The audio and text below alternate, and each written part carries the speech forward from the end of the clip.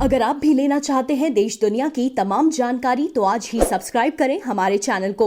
साथ ही नीचे दिए बेल आइकन को जरूर दबाएं ताकि हर अपडेट आप तक पहुंच सके। नमस्कार, साक्षी न्यूज सेंटर पर आप सभी का स्वागत है। विधानसभा चुनाव की तारीख नजदीक आते आते कांग्रेस भाजपा पर हमलावर हो गई है। मंगलवार को पूर्व प्रधानमंत्री डॉक्टर मनमोहन सिंह, कांग्रेस अध्यक्ष सोनिया गांधी और कांग्रेस महासचिव प्रियंका गांधी वाड्रा ने एक साथ मोदी सरकार पर निशाना साध दिया। इन तीनों नेताओं ने क्या क्या बड़े हमले किए हैं और जनता से क्या वादे किए हैं यह आपको बताएंगे, लेकिन जरा पहले बात करते हैं पूर्व प्रधानमंत्री डॉक्टर मनमोहन सिंह की।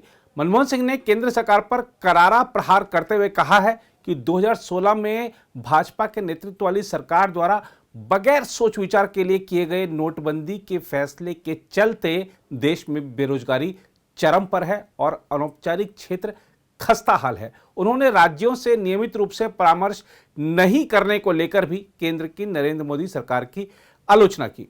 उधर कांग्रेस अध्यक्ष सोनिया गांधी ने कहा है कि केरल का सामाजिक सद्भाव और सौहार्द दबाव में है। उन्होंने लोगों के बीच भाईचारे को बढ़ाने और दक्षिणी राज्य के समूचे विकास के लिए नई विकास रणनीति की वकालत की। Rajiv Gandhi institute of development studies द्वारा आयोजित एक डिजिटल शिखर सम्मेलन में अपने संदेश में सोनिया गांधी ने कहा, केरल आज नई व अभूतपूर्व चुनौतियों का सामना कर रहा है और इन्हें कोविड-19 महामारी से और बल मिला है। उन्होंने दक्षिणी राज्य में आर्थिक सुधार और सामाजिक सुरक्षा के लिए नई सोच की जरूरत पर बल दिया। सोनिया गांधी ने अपने संबोधन में केंद्र की मोदी सरकार पर भी तीखे हमले बोले। दूसरी ओर असम के 2 दिवसीय दौरे के दूसरे दिन प्रियंका गांधी वाड्रा ने कहा कि कांग्रेस अगर असम में सत्ता में आई तो संशोधित नागरिकता कानून को निरस्त करने के लिए नया कानून लेकर आएगी। प्रियंका गांधी ने तेजपुर में एक जनसभा में कहा कि यदि असम में कांग्रेस की सरकार बनती है तो लोगों को 200 यूनिट बिजली मुफ्त दी जाएगी और चाय बागानों में काम करने वालों की न्यूनतम दिहाड़ी बढ़ाई जाएगी। उन्होंने यह भी कहा कि यदि कांग्रेस असम में सत्ता में आती है तो वह गृहिणी सम्मान के तौर पर गृहिणियों को हर महीने 2000 रुपए देगी। असम की धरती आपकी मां है। इस धरती मां की जय। इसके हरे भरे बगानों की जय। हरे भरे बगानों में काम करती हुई सारी श्रमिकों की, जो सुबह से शाम तक कड़ी धूप में काम करती हैं, उनकी जय। इस प्रदेश की नदियों की जय। यहाँ की जाति जनजाति की जय। यहाँ की बहुरंगी संस्कृति की जय। यहाँ की मिट्टी की जय, जिसने आपको अपनी पहचान दी। ये वो मिट्टी है जिसने आपको अपना अस्तित्व दिया। ये वो मिट्टी है जिसमें श्रीमंत शंकर देव जी जैसे महापुरुष पैदा हुए, जहां माधव देव जी जैसे महापुरुष पैदा हुए, अनजान फकीर जी पैदा हुए, लचित बोरफुकन जी पैदा हुए, जॉय मोती कौनबारी जी पैदा हुए, वीर चिलारे स्वर्गदेव छुकपा जी, गोपीनाथ बोरदोलोई जी और तमाम महापुरुष पैदा हुए, जिन्होंने आपकी धरती, आपकी संस्कृति, आपकी लोगों को एकजुट रखने के लिए अपना जीवन न्यौछावर किया। आज यहाँ खड़े हुए मैं उन सब महापुरुषों का नमन करती हूँ और आपको याद दिलाती हूँ कि ये उनकी धरती है और जो अस्तित्व आपका है उस अस्तित्व के लिए उन्होंने जीवन भर लड़ा। यहाँ पे जब भाजपा के नेता आते हैं तो इन महापुरुषों के नाम नहीं लेते, उनको याद नहीं करते, क्योंकि भाजपा ने आज आपके अस्तित्व पर हमला किया है। असम के अस्तित्व पर वार कर रहे हैं। वे समझ नहीं पाए हैं कि आपकी इस मिट्टी ने आपको क्या दिया है और आप इस अस्तित्व पर कितना गर्व करते हैं। उन्होंने चुनाव से पहले कहा था कि का को लागू नहीं किया जाएगा, लेकिन आपने देखा कि उन्होंने का को इंप्लीमेंट किया, उसे लागू किया। आपको याद होगा बहुत सालों पहले जब मेरे पिताजी राजीव गांधी जी ने असम का अकॉर्ड बनवाया था, उस समय हग्रामा जी भी मौजूद थे, तो सबसे बड़ी बात क्या की थी? उन्होंने कहा था कि आप अपनी संस्कृति को बचाकर रखेंगे और आप पर केंद्र से कोई डिक्टेट नहीं करेगा। भाजपा ने इन 5 सालों में इसका विपरीत किया है। उनकी क्रोनोलॉजी मैं आपको बताती हूं। चुनाव से पहले आपको कहा कि जाति माती भेटी की रक्षा करेंगे, का को लागू नहीं करेंगे। उन्होंने कहा कि असम अकॉर्ड का क्लॉज 6 लागू होगा। फिर आपके वोट मिले उन्हें, आपने उन पर भरोसा किया। वोट मिलने के बाद, चुनाव जीतने के बाद संसद में उन्होंने कहा पास किया। जब आपके पास दोबारा आएंगे तो शायद कुछ और कहेंगे, बड़े बड़े वादे करेंगे। आपने ये देखा है कि इन 5 सालों में जब जब आप पर संकट हुआ, आपने संघर्ष किया, तब यहाँ के प्रधानमंत्री आपके पास नहीं आए। देश के प्रधानमंत्री दिल्ली में ही रहे। लेकिन जैसे ही चुनाव घोषित हुआ, उससे पहले कुछ दिनों पहले ही बहुत सारे दौरे करने लगे। आपने लॉकडाउन में बहुत संकट सहा, बाढ़ भी आई, बाढ़ के समय भी बहुत आपत्ति आई। प्रधानमंत्री जी एक बार भी इधर नहीं आए, ना उन्होंने राष्ट्र आपदा घोषित किया। बाढ़ के लिए पैसा इकट्ठा किया, मगर ये पैसा आपको मिला नहीं। जब सीएए के खिलाफ आंदोलन हो रहा था, तब भी कोई यहां नहीं आया। जब टी ट्राइब संकट में थे, उस समय भी आपकी सुनवाई करने के लिए, आपकी समस्याओं को सुलझाने के लिए यहां कोई नहीं आया। लेकिन आप क्या उम्मीद रख सकते हैं? वो प्रधानमंत्री जो अपने घर के 4-5 किलोमीटर दूर लाखों किसानों के आंदोलन के बावजूद अपने घर से निकल के उन किसानों से बात नहीं कर सकते, तो वो यहां आसाम की धरती पर आपसे बात करने क्यों आएंगे? उन्होंने कुछ दिनों पहले कहा कि असम की चाय पर हमला हो रहा है। एक 21 साल की लड़की ने ट्वीट किया। उस वजह से ये कहते हैं कि असम की चाय, असम टी पर हमला हो रहा है। लेकिन खुद 5 सालों से असम की आइडेंटिटी पर हमला कर रहे हैं। आरएसएस, भाजपा के नेता लगातार हमला करते रहते हैं। उसके बारे में प्रधानमंत्री चुप रहे। देश भर में घूमकर इन्होंने का की बात की, लेकिन आपकी धरती पर आकर का की बात करने की हिम्मत नहीं हुई।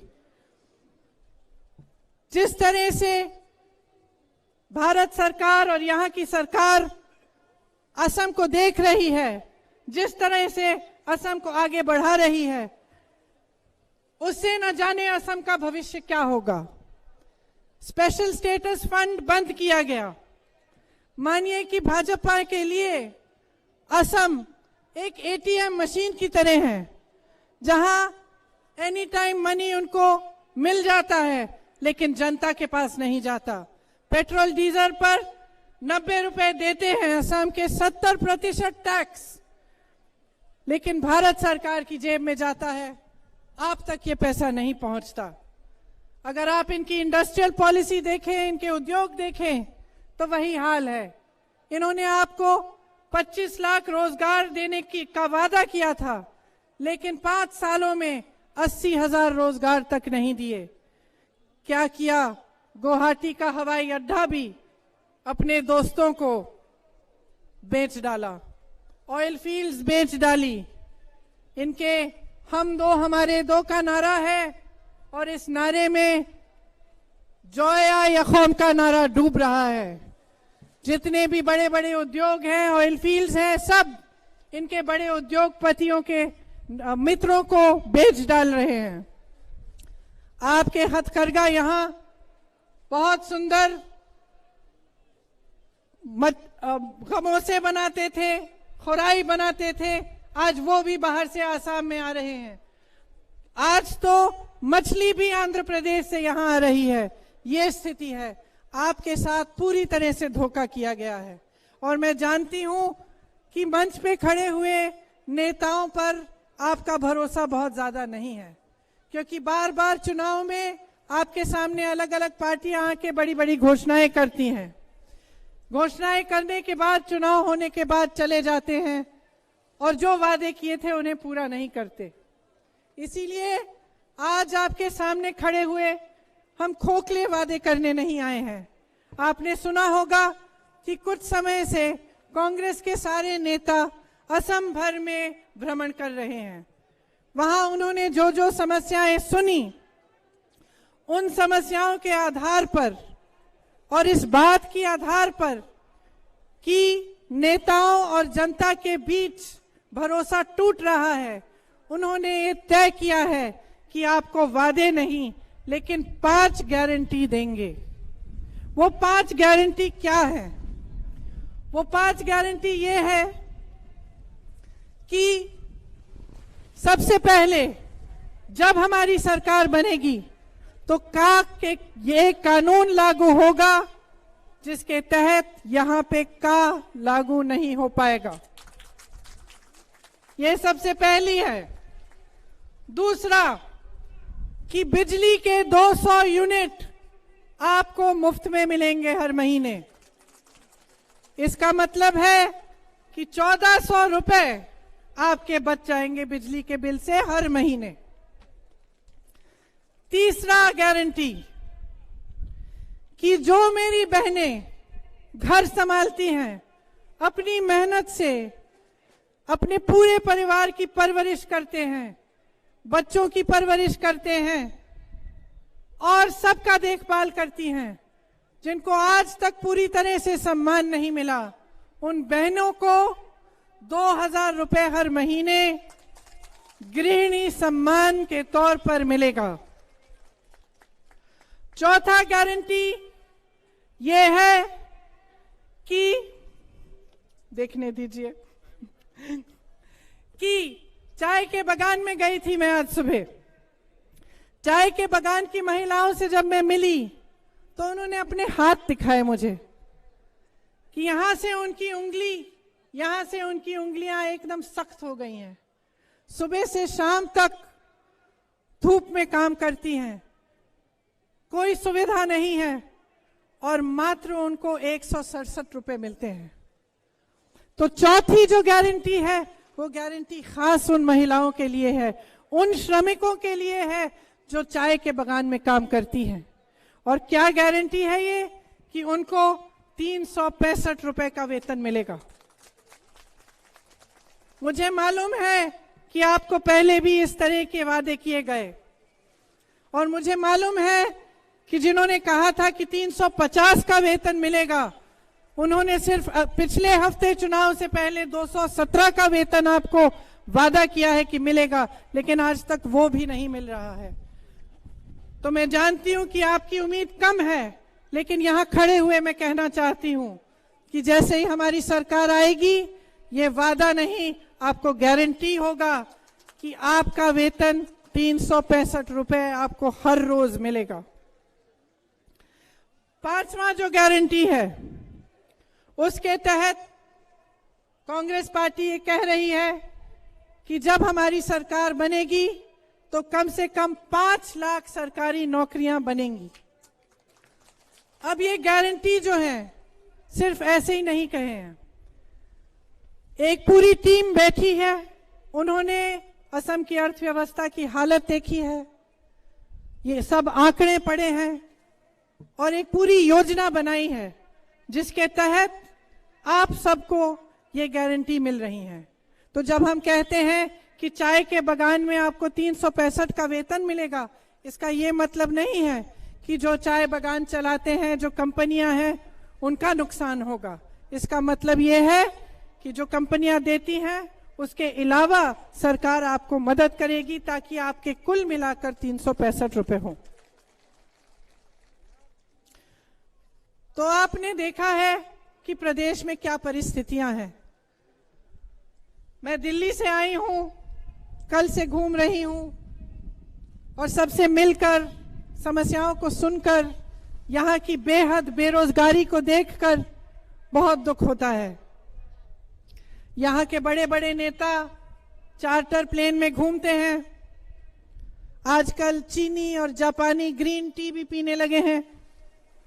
शायद असम टी, यहाँ की कड़क चाय पिलानी पड़ेगी और उन्हें याद दिलाना पड़ेगा कि उनकी जगह क्या है, कि जो नेता आपके सामने आकर वादे करता है उन वादों को निभाना उसका धर्म होता है।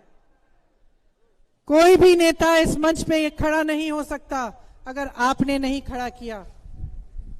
कोई भी नेता सफल नहीं हो सकता अगर आपका समर्थन नहीं हो। इसीलिए यहां खड़े हुए मैं आपसे आग्रह करती हूं कि अपने अधिकारों को अच्छी तरह से समझिए।